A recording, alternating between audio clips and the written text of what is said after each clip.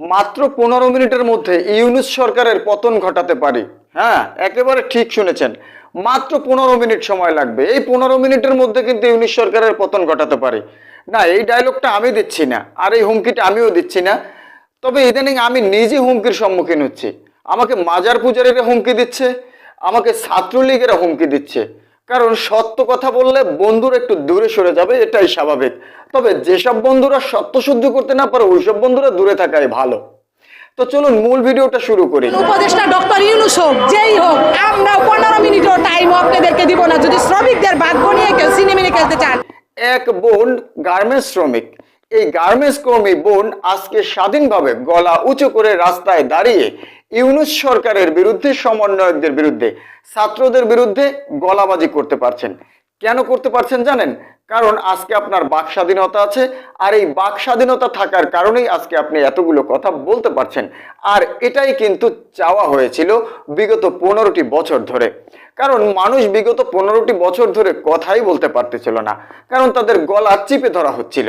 যে স্বাধীনতার জন্য আপনি যুদ্ধ করছেন সেই স্বাধীনতাই কিন্তু এখন আপনি পেয়েছেন, আর পেয়েছেন বিধায় আজকে কিন্তু এতগুলো কথা বলতে পেরেছেন। তবে আপনি যে যুক্তিটা দাঁড় করিয়েছেন, দেখিয়েছেন, সেই যুক্তিটা কতখানি বাস্তবসম্মত সেটা দর্শকরাই কমেন্ট সেকশনে জানাবেন। চলুন, যে বোনটি এই ইউনূস সরকারকে 15 মিনিটের মধ্যে পতন ঘটাতে পারে, আওয়ামী লীগ সরকারকে সময় দিয়েছিল 45 মিনিট, আর ইউনূস সরকারকে হঠাতে সময় লাগবে মাত্র 15 মিনিট। চলুন তার এই 15 মিনিটের যে উক্তিটা তিনি করেছেন সেটা কিভাবে, কেন করেছেন তার মুখ থেকেই আমরা বিস্তারিত দেখি এবং শুনি। তারা পরবর্তীতে বলছে যে এডিট করা আছে, এডিট কিনা জানি না, তবে শ্রমিকরা কখনোই টুকাই না। কারণ আমাদের শ্রমিকরা আজকে মূর্খ বিদায় এই শ্রমিকের ব্যাড ট্যাক্সের টাকা দিয়ে বিভিন্ন নামি দামি প্রতিষ্ঠানে মেধাবীদেরকে তৈরি করা হয়। এই শ্রমিকদের ব্যাড ট্যাক্সের টাকা দিয়ে বিভিন্ন বিসিএস ক্যাডার জন্ম দেয় শ্রমিকরা। অতএব শ্রমিকদেরকে যদি কেউ টুকাই বলে, কেউ অশিক্ষিত মূর্খ বলে, সেই জবাব আমাদের এই 40 লক্ষ গার্মেন্টস সেক্টরের শ্রমিকরা দিতে একটুও পিছপা হবে না। সে আসিফ মাহমুদ শ্রম উপদেষ্টা হোক আর প্রধান উপদেষ্টা ডক্টর ইউনূস হোক, যেই হোক, বাংলাদেশে যদি শেখ হাসিনা সরকারকে 45 মিনিট টাইম দিয়ে যায় তাহলে আমরা 15 মিনিটও টাইম আপনাদেরকে দিব না যদি শ্রমিকদের ভাগ্য নিয়ে কেউ সিনেমিনে খেলতে চান। আরেকটা কথা বলতে চাই একদমই স্পষ্টভাবে, যদি কেউ মনে করেন যে আজকে বাংলাদেশ দেখবেন, বাংলাদেশ আজকে সংস্কার হচ্ছে, আজকে বৈষম্য বিরোধী আন্দোলন হয়েছে, কিন্তু আমরা শ্রমিকরা বৈষম্য প্রতিরোধের আন্দোলন করব, আমরা বিরোধী আন্দোলন করব না।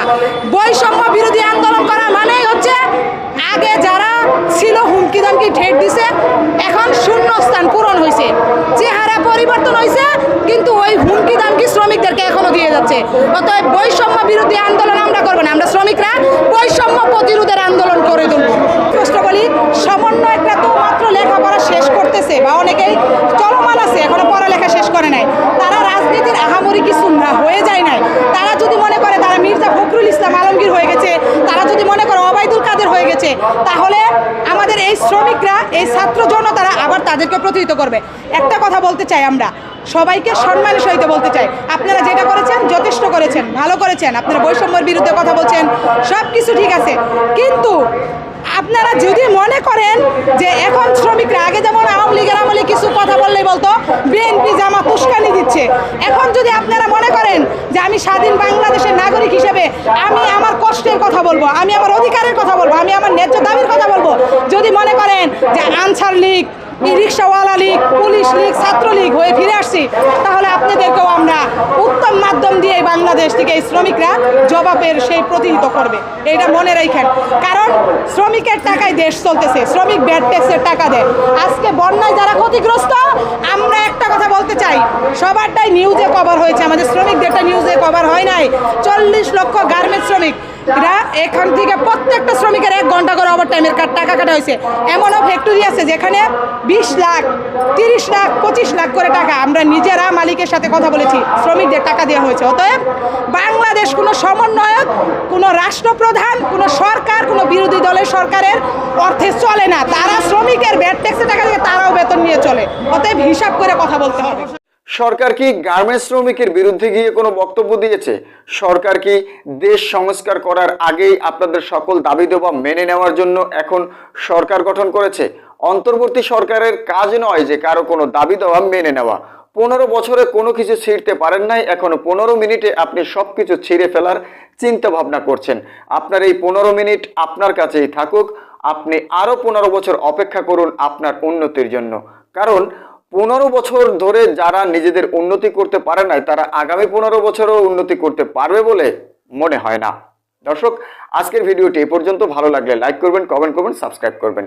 আজ বিদায় নিচ্ছি, ইনশাল্লাহ দেখা হচ্ছে পরবর্তী কোনো ভিডিওতে। আল্লাহ হাফেজ।